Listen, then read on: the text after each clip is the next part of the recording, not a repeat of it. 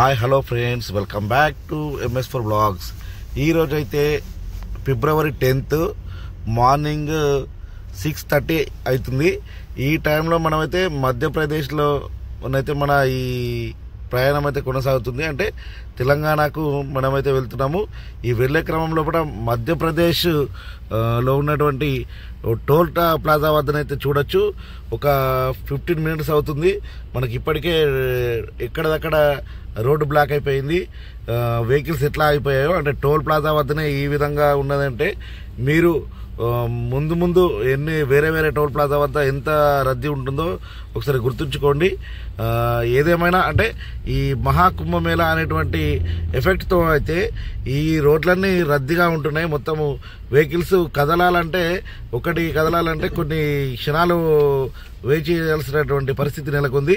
ఈ రోడ్డు మీదకి అయితే మనకు ఓవరాల్గా ఛత్తీస్గఢ్ మరియు మధ్యప్రదేశ్ మరియు కర్ణాటక, తెలంగాణ, ఆంధ్ర ఈ రాష్ట్రాలకు సంబంధించినటువంటి వెహికల్స్ అయితే ఇదే రోడ్డు మీద నుంచి అయితే వెళ్తాయి.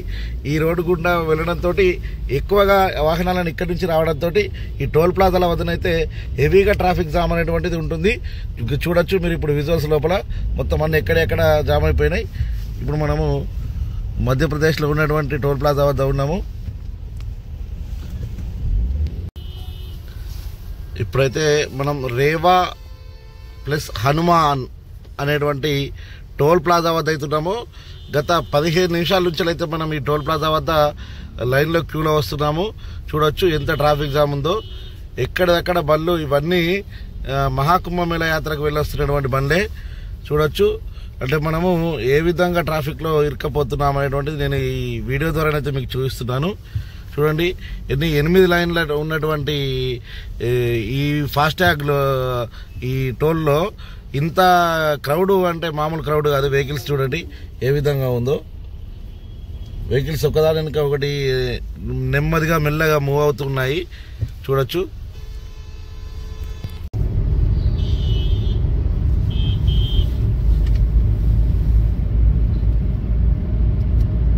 ఇప్పుడు మనం ఎగ్జిట్ చూసాము. ఇన్ని కూడా చూడండి అదే విధంగా అంటే ఈ కుంభమేళాకు వెళ్ళే వాహనాలే కానీ ఇంకా వేరే అటువైపుగా వెళ్ళేటువంటి వాహనాలు ఏ విధంగానైతే ఇన్ అవుతున్నాయి, టోల్ ప్లాజాకు ఇన్ అవుతున్నాయో చూడండి. చూడొచ్చు మొత్తము ఇదంతా ట్రాఫిక్ జామ్ అయిపోయింది ఎక్కడదక్కడ.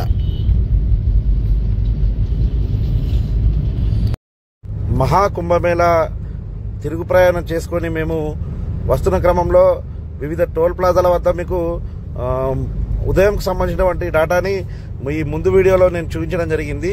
అలాగే ప్రస్తుత పరిస్థితిని ఈ వీడియోలోనైతే నేను చూపిస్తున్నాను. అంటే ఒక టోల్ ప్లాజా రాకన ముందు అంటే ఒక్కొక్క టోల్ ప్లాజా రాకన ముందు మనకు ఒక 20-30 కిలోమీటర్ల లోపలనే నేషనల్ హైవే 30 పైన అంటే మధ్యప్రదేశ్లో నేషనల్ హైవే 30 పైన రేవా అనేటువంటి మధ్యప్రదేశ్లో రేవా అనేటువంటి ప్రాంతం దాటిన తర్వాత జబల్పూర్ రాకన ముందైతే ఒక 3 చోట్లనైతే ఈ వాహనాలన్నింటినీ మీరు అంటే చూస్తున్నటువంటి వాహనాలన్నింటినీ అయితే ఆపడం జరిగింది.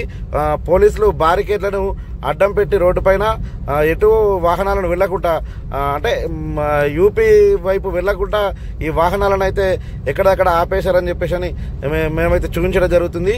కాబట్టి మీ ప్రయాణాన్ని ఈ వీడియో చూసిన తర్వాత ఆలోచించి మీ టైంని సెట్ చేసుకొని రావాల్సిందని నేను కోరడం జరుగుతుంది.